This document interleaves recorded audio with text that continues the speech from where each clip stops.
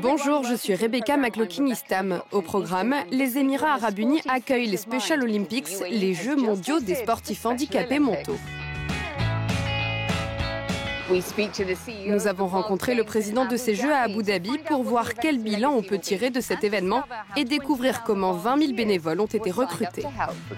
C'est plus un bilan humain qu'un bilan sportif que vous aurez aux Special Olympics. Plus tard, nous nous rendrons en Jordanie pour voir comment l'autisme est pris en charge dans ce pays, mais aussi dans la société arabe.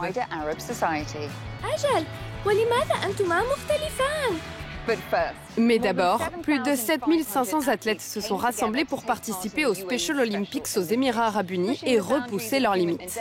Salim Essaïd s'est rendu sur place. Allumé à Athènes et amené à Abu Dhabi, l'arrivée de la flamme de l'espoir a marqué le début des Special Olympics. Cet événement mondial a lieu tous les 2 ans. Il rassemble des athlètes qui, malgré leur handicap, réalisent de grands exploits, à la fois physiques et mentaux. Les Special Olympics existent depuis 50 ans. C'est la première fois qu'ils se déroulent dans la région Moyen-Orient, Afrique du Nord. L'objectif de ces Jeux est de montrer ce dont les déficients mentaux sont capables. Des sportifs d'environ 200 pays participent à des compétitions de 24 sports différents. Parmi ces disciplines, l'haltérophilie, la gymnastique rythmique et la natation. La joueuse de tennis Clara Lemkoul vient d'Afrique du Nord et représente les Émirats à ces Jeux.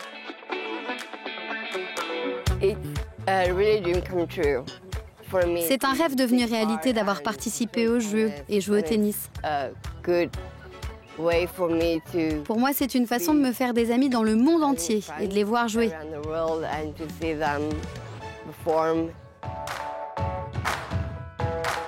Clara sait jouer au tennis, mais aussi danser la Zumba. Elle est l'une des 3 personnes atteintes de trisomie 21 dans le monde à être professeure de Zumba certifiée. J'adore danser, c'est ce que je veux faire depuis toujours. Être une bonne danseuse et montrer au monde ce que je peux faire et faire de mon mieux. Abdallah Al-Souaidi est un footballeur émirati. Le sport est toute sa vie, ça le pousse à aller plus loin. Le football est tout pour moi. À la maison, il n'y a rien à faire, on ne bouge pas. Mais quand je sors avec mes amis et qu'ils me disent « allons jouer au ballon », ça me fait du bien au moral.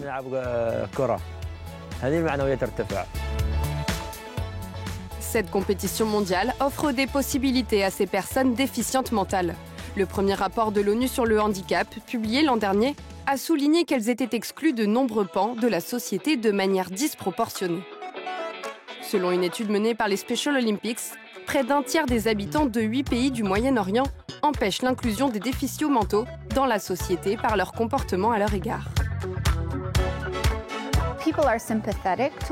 Les gens éprouvent de la compassion vis-à-vis des personnes atteintes de handicap mental.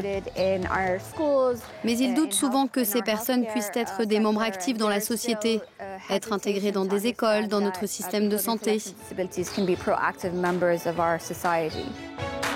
Ces Jeux mondiaux veulent faire évoluer cette vision des choses en multipliant les échanges culturels qui rapprochent les personnes de différents horizons.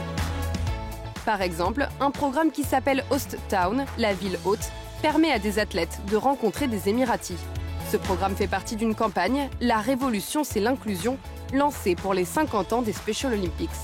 Le but est de faire tomber les barrières sur le terrain, mais aussi en dehors, dans la société. Organiser cet événement, souvent qualifié de plus grand événement sportif et humanitaire en son genre dans le monde, a pris des années.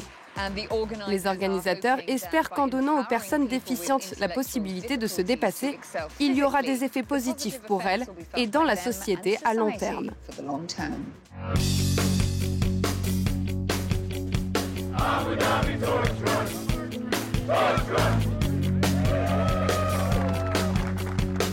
Il faut en moyenne 5 ans pour préparer les Special Olympics. Abu Dhabi l'a fait en 2 ans.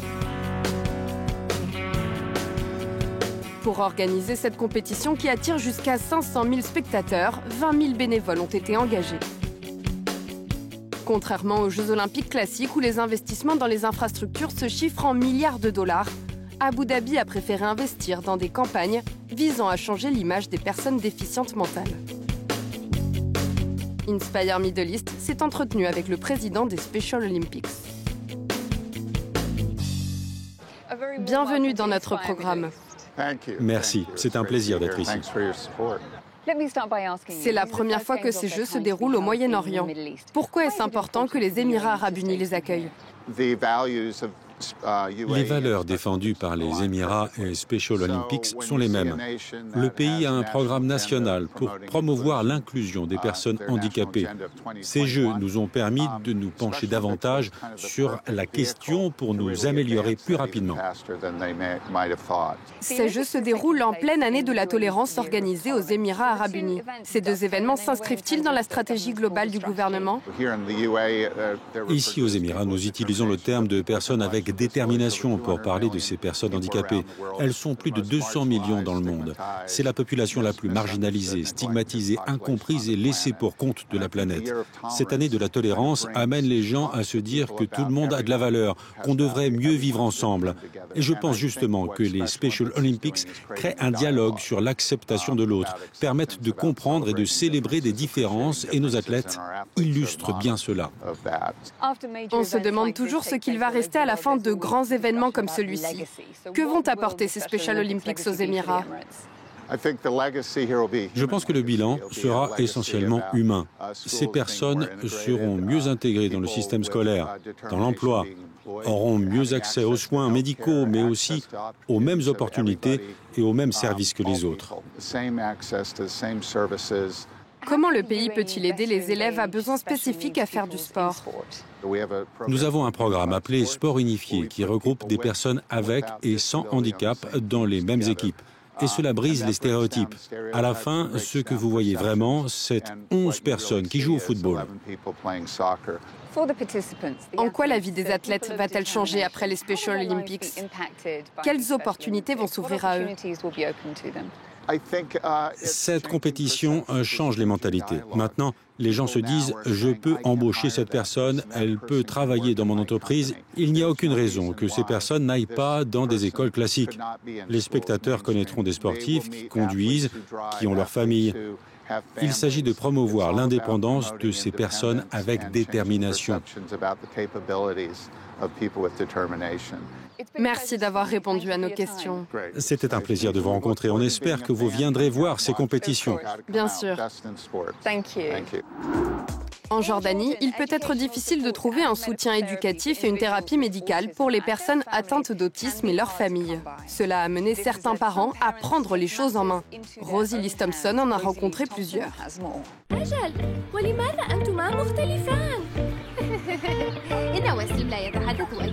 Voici Wassim. Il est l'un des personnages de ce nouveau dessin animé.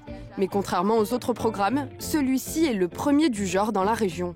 Pour cause, Wassim est autiste. En regardant ses aventures avec ses amis, les enfants sont sensibilisés à la diversité et à l'inclusion. La co-créatrice Rim Al-Faranji a voulu présenter positivement les personnes handicapées. À l'origine de son engagement, des troubles du développement ont été diagnostiqués à ses deux fils, Aboud et Amro. J'ai remarqué dans les médias que je voyais rarement des images positives de personnes comme mes fils. La façon dont nous avons construit le dessin animé Wassim fait en sorte que les enfants vivent des aventures sociales. Et nous essayons de promouvoir les valeurs sociales d'acceptation et de tolérance. Le handicap n'est donc qu'un type de diversité dans la société et nous voulons que les enfants l'acceptent.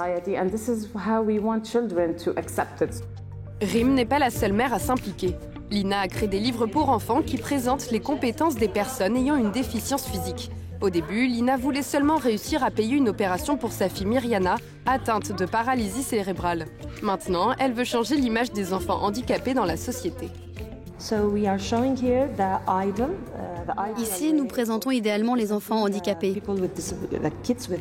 Par exemple, Saïd est aveugle. Il a un fauteuil roulant. Là, Myriana est présentée avec ses béquilles. C'est un message de ma part à ma fille et à tous les autres enfants comme Myriana pour leur dire de croire en eux. D'après la Banque mondiale, 15% de la population dans le monde est atteinte d'une forme de handicap. Au Moyen-Orient et en Afrique du Nord, ce taux est de moins de 3%. À cause de la stigmatisation et du manque de connaissances, de nombreux cas ne sont pas constatés ni répertoriés. Lorsque les fils de Rim ont été diagnostiqués, impossible pour elle de trouver des informations en ligne en arabe. Mohamed et elle ont décidé de lancer Habaibna, un site web en langue arabe dont l'objectif est de devenir une source fiable pour les familles d'enfants ayant une déficience intellectuelle. De courtes vidéos avec des spécialistes et des parents fournissent des conseils d'experts.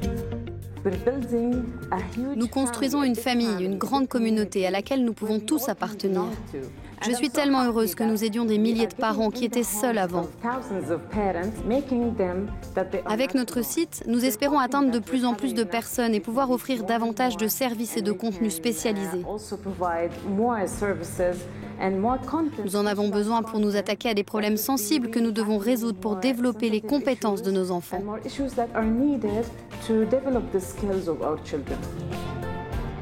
Rim et Lina mettent en avant des enfants souvent oubliés. Cela donne l'espoir de former une nouvelle génération de héros. Nous espérons que vous avez aimé l'émission. Vous pouvez retrouver tous nos programmes en ligne sur euronews.com. Avant de vous quitter, voici quelques posts sur les réseaux sociaux qui ont attiré notre attention. Un entraîneur britannique a publié une photo de son équipe et décrit les Special Olympics comme une expérience unique. Le joueur de bowling omanais Salim a publié cette vidéo lors d'un entraînement avant les Special Olympics. Il rêve d'intégrer son équipe nationale. Enfin, Mara, bénévole, exprime sa fierté que l'événement se déroule dans sa ville, à Abu Dhabi.